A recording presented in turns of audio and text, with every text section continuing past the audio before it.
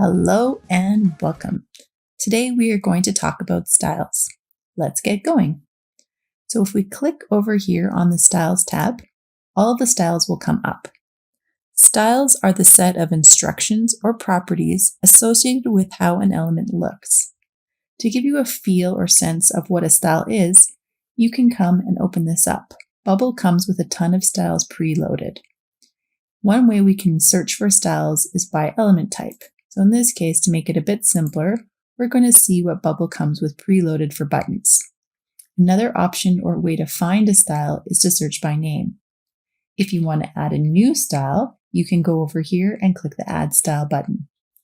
So let's go ahead and look at this primary button. So you can see we've got a primary button selected right here.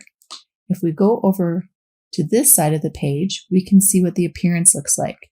So things to do with appearance include the font type, the font size, what the line spacing is like, what the letter spacing is like, word spacing, what color it is, how it's centered. It also lets us choose what kind of color we want. So in this case, we can see the background style is a flat color. One neat thing with the background styles is you have a number of options. So if you look, we can have no background style.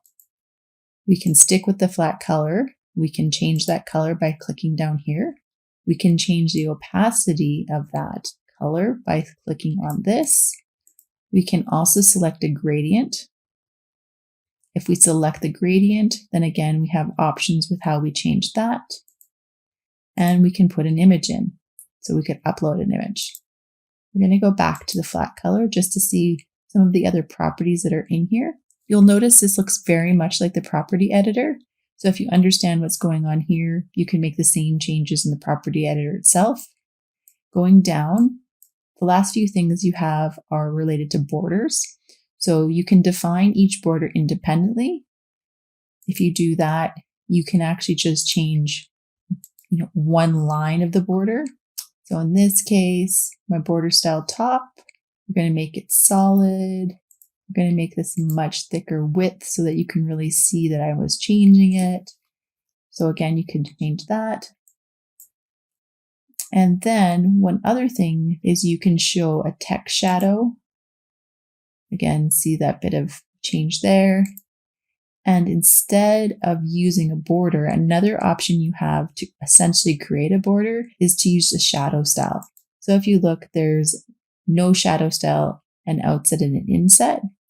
We'll actually do another little demonstration of this in a different video, but you can kind of get this sense and again, see what's happening. I'm going to really bump this up, but you can see that I can create a shadow style by doing that. Moving on, you can see that we can also change the conditionals. So with the conditionals, I can change how something looks when something happens. So again, when this button is hovered, or when it isn't clickable, or when it isn't hovered, or when it's pressed or isn't pressed. In terms of transitions, again, that is an action that's happening. So what's neat about these styles is that I can set the appearance, conditional, and transition for any element, and then that same style can be used throughout my application. Then if I decide I want to change the master style, I come in here, I make the change, and the change happens everywhere throughout the app. So super time saving. Looking at the design tab again, just so we can see another example of this, we're just going to open up one of the groups we've already been looking at. And we're going to go ahead and we're going to select this. And we're going to go and look at the property editor a little bit more. So like we just said, a lot of those same things are here. And what we're going to do is we're going to go ahead, because we just looked at buttons, and we're going to add a button. And what we're going to see is automatically Bubble defaults to Bubble, basically. So we can see the primary button I just used, and even with the shadow box I just changed, is right here. Now, if I don't like that, what I can do is I can go Edit Style, and I can make changes. And again, then that would update it everywhere. So that would be one option. Or another option I have is that I could select a different master style. So for instance, Some of these other styles were also in my style guide, right, or my style tab. So I could make a change and I could pick a different style. And then the last thing I can do is I can remove the style.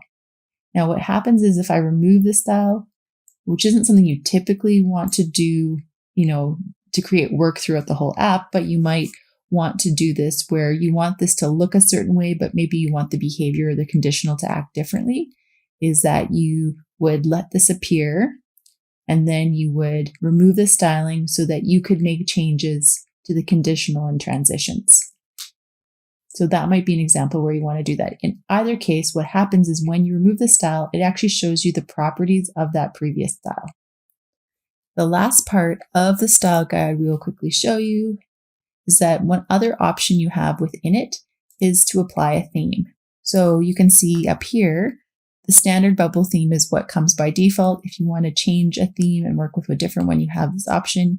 Usually if you're going to do this, it's good to do it at the beginning of your app as opposed to partway through.